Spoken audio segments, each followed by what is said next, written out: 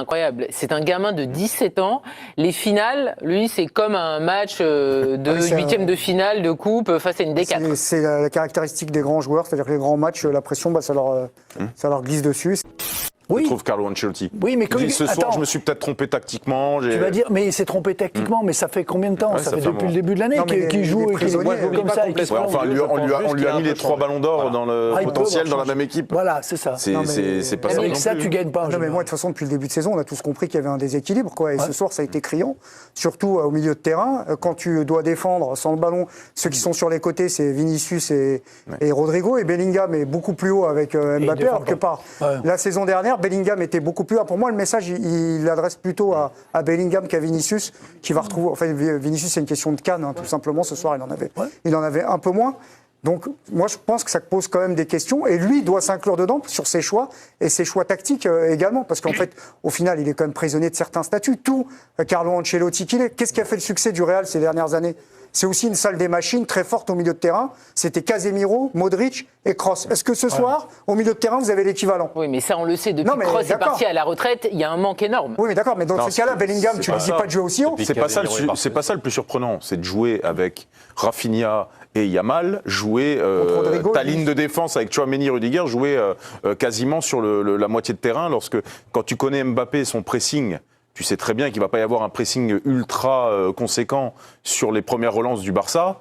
Et que derrière, tu as la possibilité de mettre le ballon dans le dos assez facilement. Quoi. De la façon dont ils défendent le Real de Madrid, quand vous laissez les joueurs de Barcelone sur les côtés dans des 1 contre 1 avec autant de place, vous savez qu'ils vont prendre de la vitesse et ça va être en difficulté. Ils vont être forts et c'est là que ça s'est passé en grande partie, dans les 1 contre 1 sur les Rafinha, Yamal.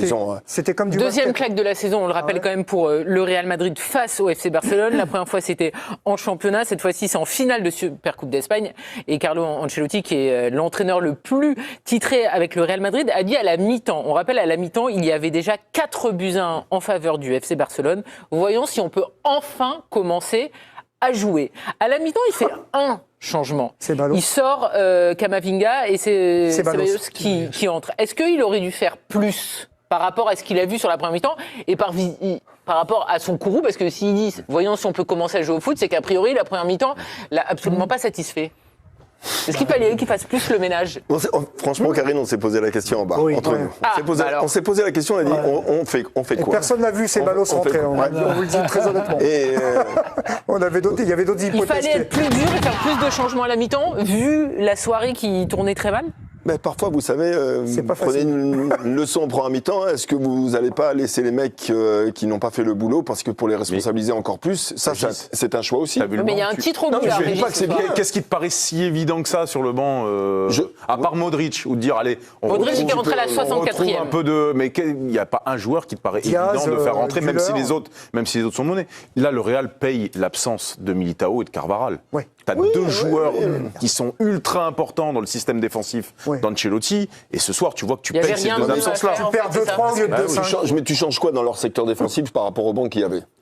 C'est difficile à changer quelque chose. Hein. Je pense que tu peux. Est-ce que tu peux mettre un joueur de plus au milieu? Ça a été ambitieux de jouer si haut avec un si mauvais pressing de départ. Tu peux pas jouer avec Tchouaméni. Tu as vu Tchouaméni, comment il est en difficulté sur les courses arrière de 40 mètres. C'est très inquiétant. À ce rythme-là, dans 2 ans, c'est Everton. Comme un milieu. Non, mais je vous rigole. Everton n'avait rien demandé. C'est plus grand faire un coup au milieu, un coup derrière. Prochain coup, ils vont le mettre sur le marché des transferts.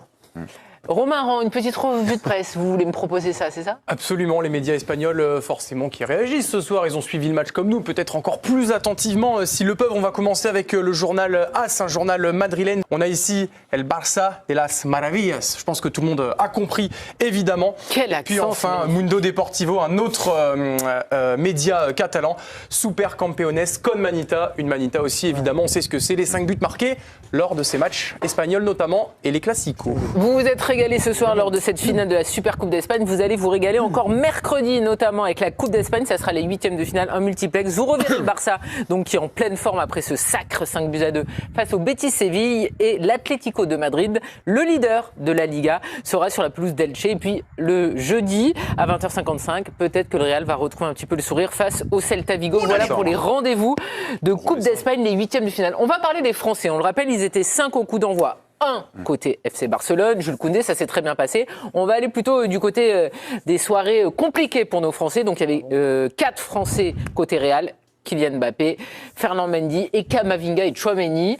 Le pire, c'est Tchouaméni. Oui. Bah, c'est difficile de dire le contraire.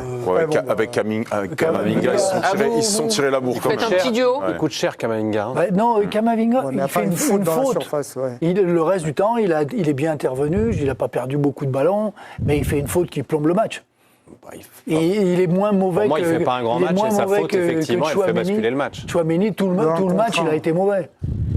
Il a été mauvais, et puis surtout tactiquement, l'entraîneur... Oui, mais alors il y a une différence peut-être, parce qu'il y en a un qui joue à son poste, c'est Camavinga, et Tchouaméni qui, même si ça fait un certain temps qu'il joue en défense, il dépanne. Donc est-ce que, voilà, on est plus indulgent avec Tchouaméni, ou vu la difficulté qu'il a vécue tout au long de la soirée, enfin il est resté 64 minutes sur le terrain, c'est pas possible qu'on est joueur du Real. On peut être indulgent avec Camavinga aussi, qui joue dans un système au milieu de terrain où ils sont livrés à eux-mêmes.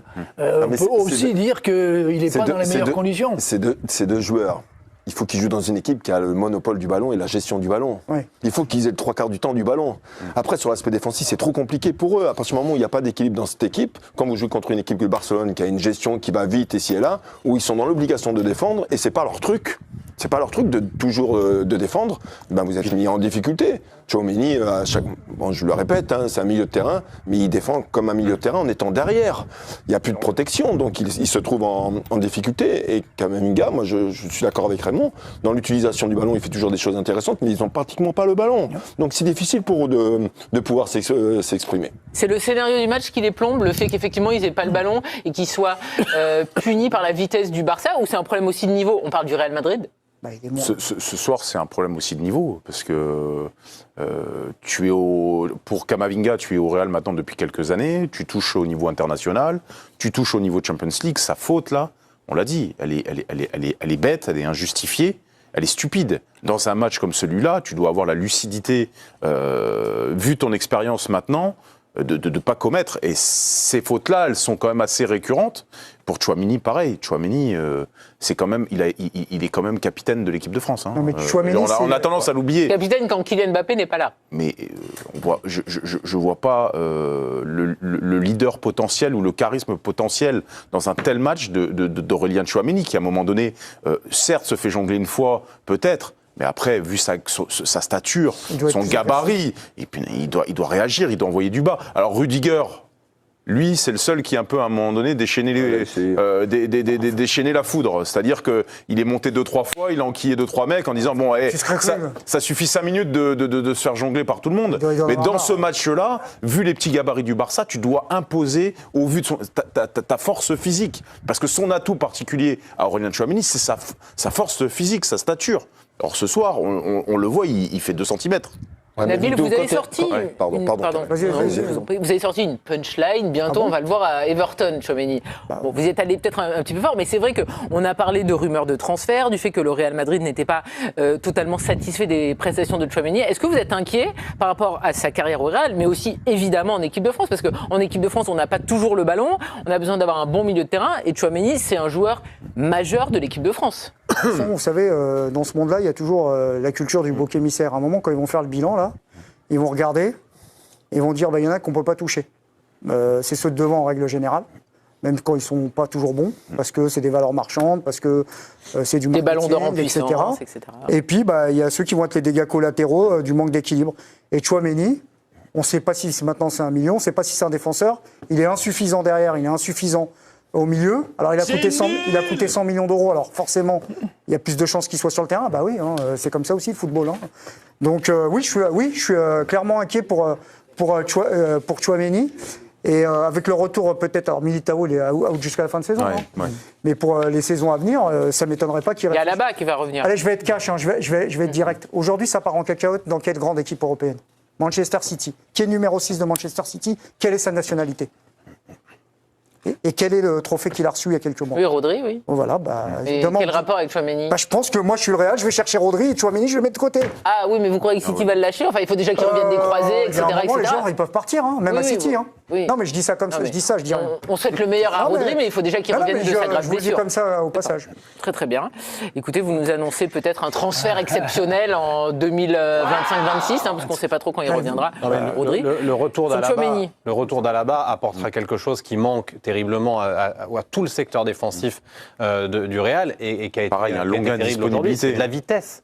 C'est de la vitesse. Si tu prends les 6 joueurs défensifs de cette équipe du Real, Mendy est un joueur assez rapide, Valverde est capable sur un court espace, mais ce sont que des joueurs lents. Ce ne sont que des joueurs lents. Et Tchouaméni, c'est aussi pour ça qu'il fait les frais, finalement, de se retrouver à dépanner, et pour moi, je suis d'accord avec vous, Karine, c'est la circonstance atténuante, à dépanner dans la défense centrale, mais elle est extrêmement lente. Et quand face à vous, vous avez Yamal et Rafinha qui vont à 2000 à l'heure, vous manquez de vitesse. Franchement, t'es à un niveau quand même où tu dois comprendre que face